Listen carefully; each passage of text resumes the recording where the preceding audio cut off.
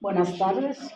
Pues estoy en sintonía con Julián porque empezó el culto hablando de la ansiedad y es una de las cosas que más me ha atacado a mí en la vida, la ansiedad y la depresión. Eh, Hoy voy a titular mi testimonio No estoy sola. Al final vamos a ver una canción con un vídeo donde varias personas viven diferentes experiencias, pero de la mano de Dios, de Jesús. Yo llegué a la iglesia hace 4 años ya. La conocí por Melissa Schumacher. Estaba muy deprimida, estaba muy ansiosa, lloraba mucho. Ella era vecina mía y ella me contenía, ella me abrazaba, ella me daba paz. Y yo le pedí al Señor que me diera algo, una señal, algo que me diera fuerzas para seguir adelante, porque yo no podía más. En mi carne y en mis fuerzas yo no podía más. Y le pedí a Melissa una Biblia, ella me la prestó. A partir de ahí, ella me invitó a la iglesia y empecé a venir. Y ese 31 de octubre cumplo cuatro años de haberme bautizado y creo que es la mejor decisión que he tomado en mi vida. He conocido al Señor y he caminado de su mano en pruebas, en sanidad, y he caminado por el valle de la oscuridad también. Yo nací, llevo la mitad de mi vida aquí en España, tengo 48 años, pero llegué con 24. Fui una niña feliz, no tuve ningún problema, una familia normal y corriente, muy católica. Me inculcaron valores católicos, hice todos los rituales y todo lo que en la vida católica se le exige al estar en esta religión, pero para mí a mí no me llenaba, yo sentía un vacío muy grande. A los 9 años empecé a sentir depresión, tristeza, y, y yo siempre le preguntaba al Señor: ¿qué pasa si yo te rezo, si yo te pido? Yo no recibo respuesta. Tampoco tenía algo para quejarme, porque yo decía: tengo todo, lo tengo todo, tengo casa, tengo estudio, tengo mis padres, no sé por qué estoy así. Entonces, había un vacío muy grande, ¿no?, que no logré llenar hasta ahora que conocí al Señor. Voy a leer lo que significa la depresión. Es un diagnóstico psiquiátrico y psicológico que se describe como un trastorno del estado de ánimo transitorio o permanente. Se caracteriza por el abatimiento, la infelicidad, la culpabilidad y la tristeza. Aquí me veo yo reflejada en cada uno de estos puntos. Y la ansiedad, el estado de agitación, inquietud, zozobra del ánimo. Es terrible sentir estas dos cosas, porque es que no sé cómo definirlas, en tu vida, porque amanece, anochece y sientes lo mismo, te sientes vacía, hueca por dentro. Yo terminé mi colegio bien, con buenas notas, fui una niña que no puse problemas en mi casa. Me fui a estudiar a la universidad, vivía en otra ciudad. Terminando la universidad me quedé embarazada, fui madre soltera porque el padre de mi hija no quiso reconocer a mi hija mayor. Gracias a Dios tuve la suerte de contar con el apoyo de mi familia, y del que menos creía me iba a apoyar y ayudar fue mi padre, porque yo tenía miedo de que me echara de mi casa. Y mi padre me dijo: Lorena, no vas a ser la primera ni la última mujer que vas a ser soltera, madre soltera. Lo único que te pido es que termines tus estudios y te vamos a acompañar. porque esta es tu casa. En ese momento fue cuando yo sentí que mi padre me amaba, porque él era una persona muy reservada, muy callado, hablaba lo necesario. Y con esas palabras, con 19 años, entendí por primera vez que mi padre me amaba, porque yo le tenía miedo, ¿no? Por su carácter. Y sí, tuve a mi hija Laura, estudiaba, trabajaba, hacia las prácticas, hacia mi tesis de grado, y tenía a mi niña. Con 9 meses me gradué. Estudié comunicación y periodismo y logré trabajar unos cuantos años en esa área. Nada de lo fuera lo normal pasaba. Yo trabajaba en un periódico y cosas de la vida me tocó hacer la página de sucesos. Lamentablemente la violencia en Colombia es el pan de cada día y la guerrilla estaba muy activa. Yo fui secuestrada 3 meses, estuve en la selva y sé lo que es creer que ya te vas a morir, que ya te van a matar y pensar en tus hijos, en tu familia y pedirle a Dios que los cuidara, porque eso era lo que yo le pedía. Dios, cuida a mi hija, cuida a mis padres, cuida a mis hermanas. Yo no había tenido nunca algo que me faltara. Lo único fue cuando tuve 15 años que mataron a mi hermano medio. Fue muy triste, pero lo superamos. Después de eso, decidí venirme un tiempo para España, donde una de mis mejores amigas que creció conmigo y estudió conmigo, luego se devolvió aquí a España. Ella era española, de madre española y de madre colombiana y padre español. Y llegué a quedarme 3 meses. Y llevo 23 años y medio aquí en España. Empecé a trabajar y como dicen, me tiraron de la burra. Yo llegué con unas expectativas de que iba a desarrollar mi profesión, de que iba a trabajar en algo bueno, y no. Lorenita, vienes a trabajar en lo que hay. Limpiar casas, hostelería y lo que se presente. Cuidar mayores. Y yo venía de estar muy mimada, de estar muy cobijada por mis padres y muy mal enseñada. Y fue la primera vez que aprendí el precio y el valor de las cosas. Así fueron pasando los años.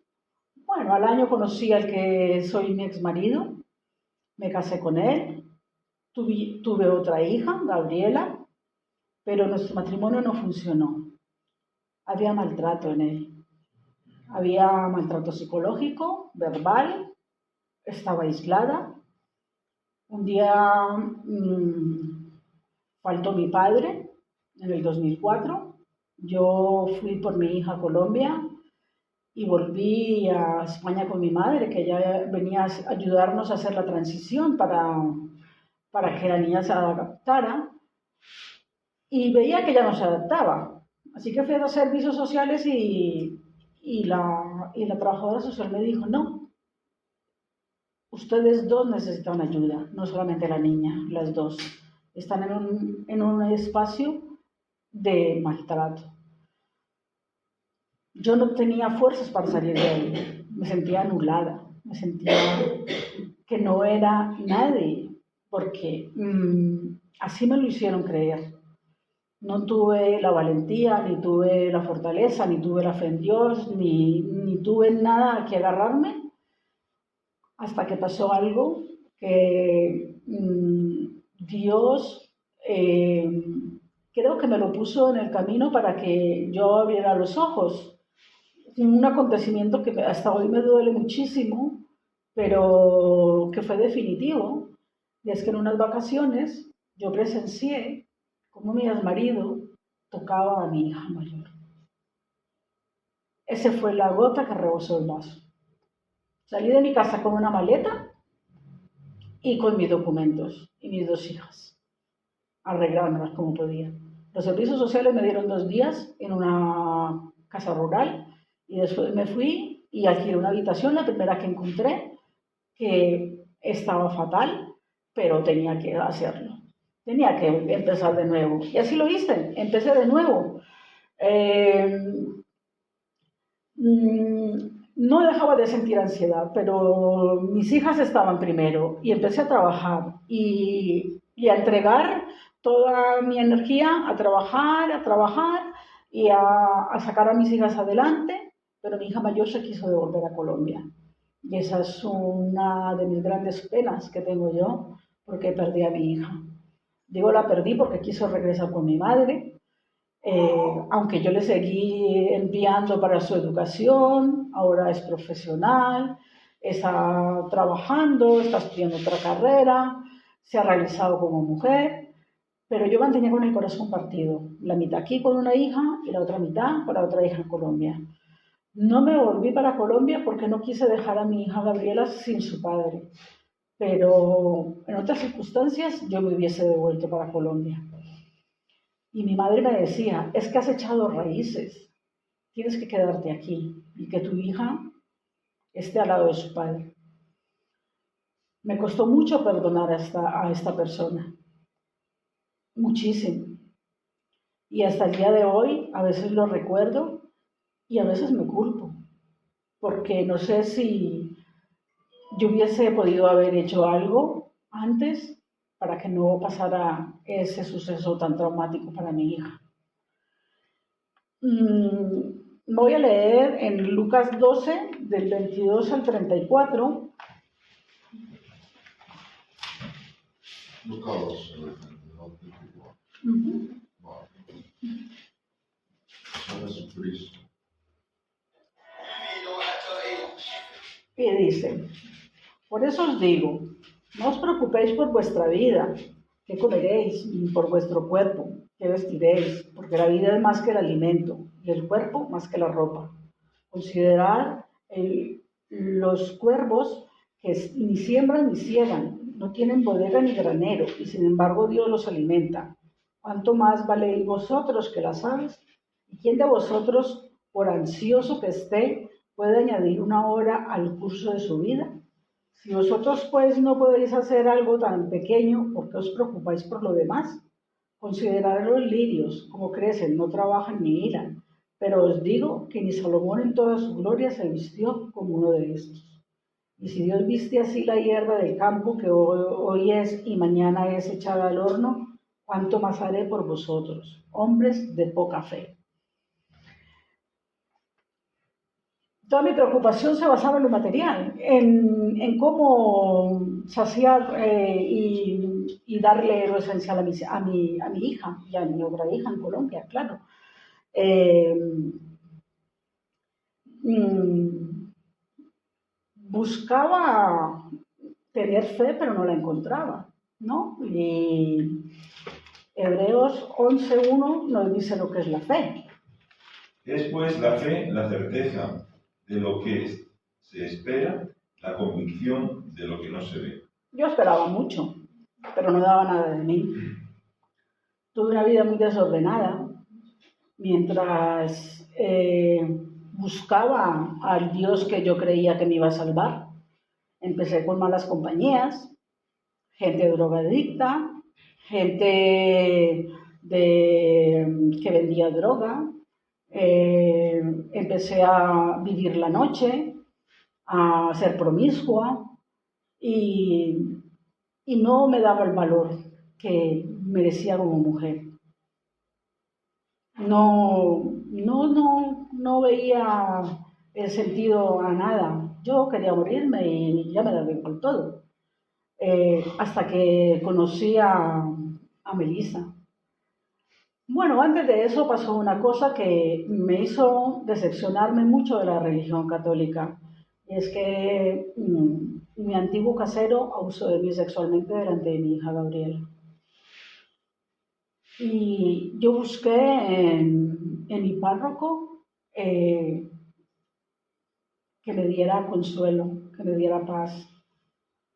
Pero lamentablemente me dijo, tienes que callarte, porque este hombre es uno de los que más dona a la iglesia. Así que mejor quédate callada. Y si no puedes, vete. Ese fue el momento en que yo dije, yo aquí sobro. Este no es mi lugar. Aunque mi madre se enfade, yo voy a buscar otra forma de llegar a Dios. Leí sobre los musulmanes, los hindúes, la religión, los judíos. Leía de todo, pero nada me conformaba hasta que llegué aquí. Pero hay que nacer de nuevo y no es fácil. Y todo tiene un proceso. Y yo pensaba que el primer enamoramiento me iba a durar toda la vida y no fue así. Empecé a sentirme peor cuando llegó la pandemia. Perdí mis trabajos. Yo trabajaba desde las 6 de la mañana hasta las 7 de la noche, en un trabajo en el ayuntamiento y en 5 casas. Más mi casa, más mi hija.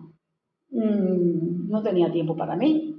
Me descuidé yo misma, me enfermé. ¿Y qué me quedaba después de eso?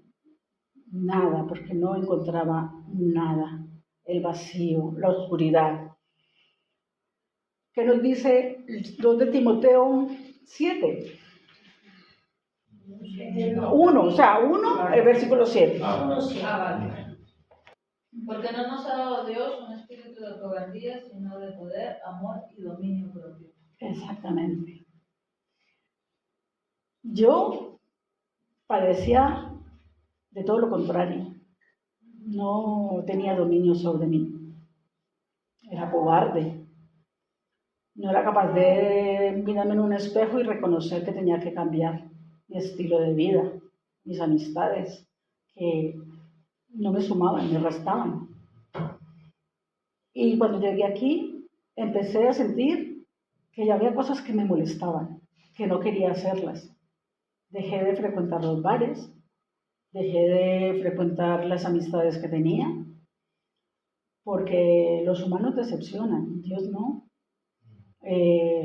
Yo siempre he creído que cuando me pasa algo es porque Dios quiere que yo aprenda algo de eso.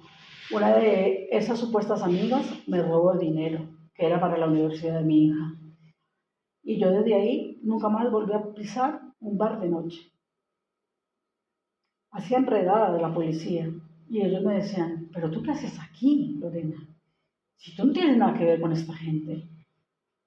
Y yo le decía, pues nada, yo me tomo un refresco, yo converso con ellos. Era muy amiga de una de ellas. Y me decían, no es lugar para ti. Ante todo, uno de los policías que yo le alquilé una habitación en mi casa. Y me decía, no, este no es tu lugar. Busca tu lugar. Y esas palabras me resonaban a mí. Aquí empecé a venir y a encontrar compañía, afecto, todo lo que no encontré en otro sitio, esperanza, alegría, porque yo no era una persona alegre, yo estaba amargada por todo y le echaba la culpa a todo el mundo, pero lo que no reconocía es que todas nuestras acciones tienen consecuencias. Y que si yo si yo tenía ciertas cosas, si me habían pasado ciertas cosas, es porque también fue fruto de mis decisiones. Si yo no pude desempeñar mi profesión de la forma que quise, fue porque me embaracé a los 19 años. ¿No? Si me tuve que venir aquí a Colombia, a España, fue porque no fui capaz de enfrentar a quienes me amenazaban. Y si yo aquí hubiese sido capaz de enfrentar al que me maltrataba, a lo mejor hubiese encontrado un mejor trabajo. Yo no digo que limpiar sea indigno, para nada. Yo le he dado educación a mi hija limpiando. Y he conocido gente maravillosa en donde he ido a limpiar. Y he quedado con muchísimos amigos después de haber limpiado en sus casas, que me han ayudado, que me han dado una mano, que han sido personas que sin tener por qué me han consolado. Y eso lo comprobé en la pandemia, cuando me quedé sin nada. No tenía con qué pagar el alquiler, no tenía con qué mandarle dinero a mi hija. Y una de las personas con las que yo trabajé, un militar, que su esposa tiene demencia frontotemporal, me ingresó un dinero en mi cuenta, sin yo pedírselo. ahí empecé yo a decir, Dios, me estás queriendo, me estás ayudando, me estás apapachando. Yo tengo mucho que darte, pero muchísimo que darte.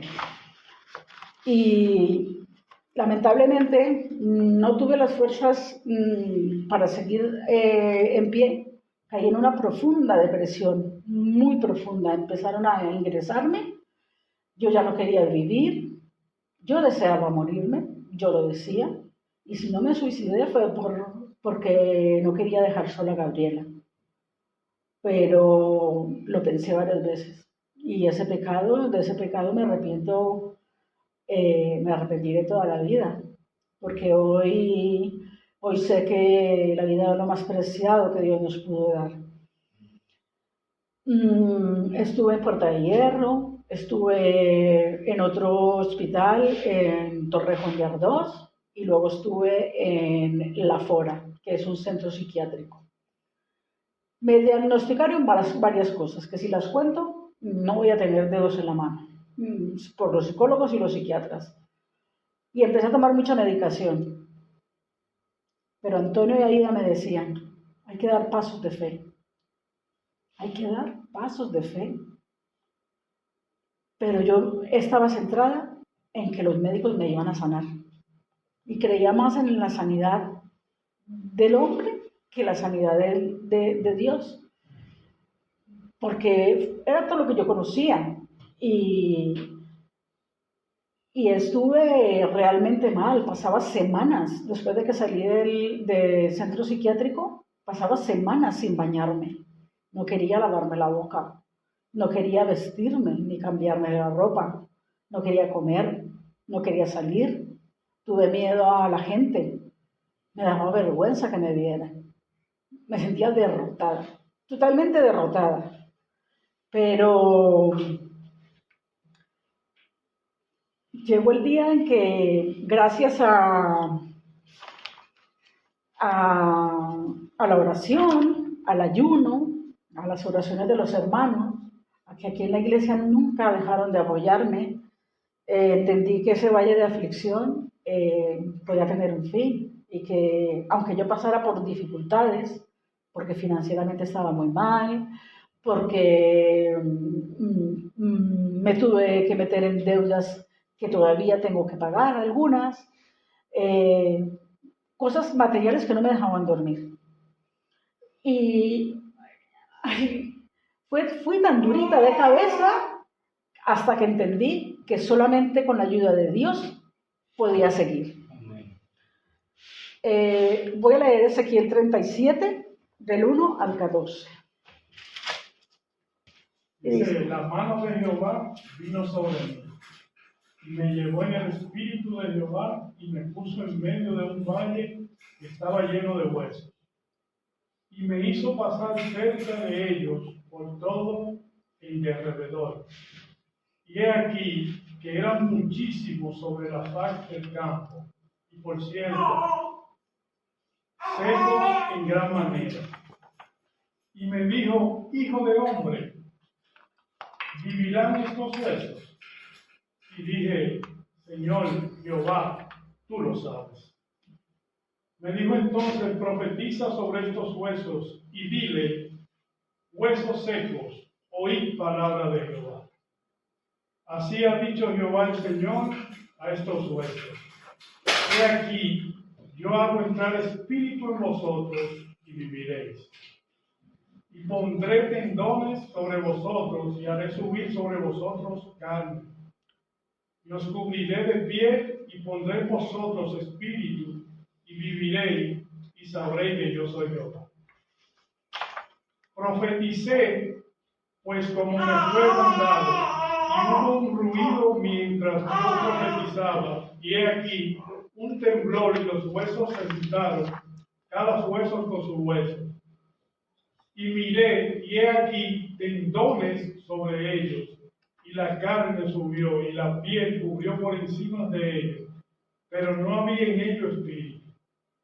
Y me dijo, profetiza al espíritu, profetiza, hijo de hombre, y di al espíritu, así ha dicho Jehová, el Señor. Espíritu, ven de los cuatro vientos y sopla sobre estos muertos y vivirán. Y profeticé como me había mandado, y entró espíritu en ellos, y vivieron y estuvieron sobre sus pies. Un ejército grande en extremo. Me dijo luego, hijo de hombre, todos estos huesos son la casa de Israel. He aquí, ellos dicen, nuestros huesos se secaron, y pereció nuestra esperanza, y somos del todo destruidos. Por tanto, profetiza y dile, así ha dicho Jehová el Señor, he aquí, yo abro vuestro sepulcro, pueblo mío, y os haré subir de vuestra sepultura, y os traeré a la tierra de Israel. Y sabréis que yo soy Jehová, cuando abra vuestro sepulcro, y os saque de vuestra sepultura, pueblo mío. El 14. Y pondré mi espíritu en vosotros, y viviréis, y os haré reposar sobre vuestra tierra, y sabréis que yo soy Jehová, que yo, Jehová, hablé y lo hice, dice Jehová. Y Jehová habló en mí. Yo era unos huesos secos. A mí me gustaba vivir de la oración prestada, como dice Julián. Aprendí a orar. Aprendí a gustarme la alabanza, porque era un pedacito de culto que yo me quería pasar.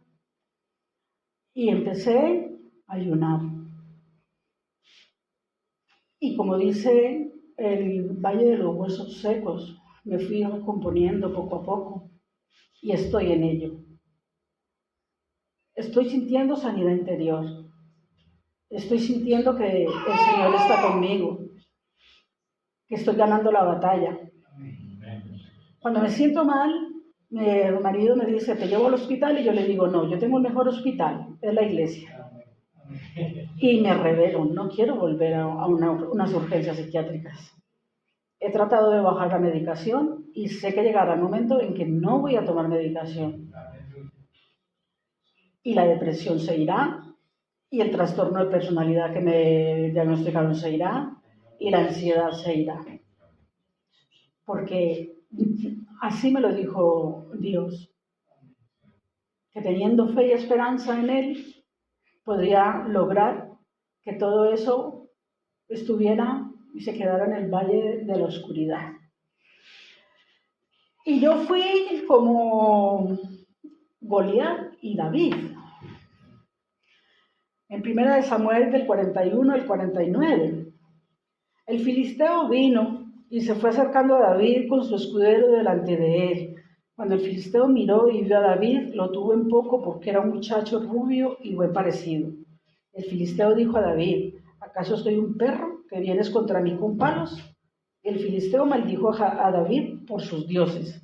También dijo el filisteo a David, ven a mí y daré tu carne a las aves del cielo y a las fieras del campo. Entonces dijo David al filisteo, tú vienes a mí con espada, lanza y jabalina, pero yo vengo a ti en el nombre del Señor de los ejércitos, el Dios de los escuadrones de Israel, a quien tú has desafiado. El Señor te entregará hoy en mis manos, y yo te derribaré y te cortaré la cabeza. Y daré hoy los cadáveres del ejército de los filisteos a las aves del cielo y a las fieras de la tierra, para que toda la tierra sepa que hay un Dios de Israel, y para que sepa toda esta asamblea que el Señor no libra ni con espada ni con lanza, porque la batalla es del Señor.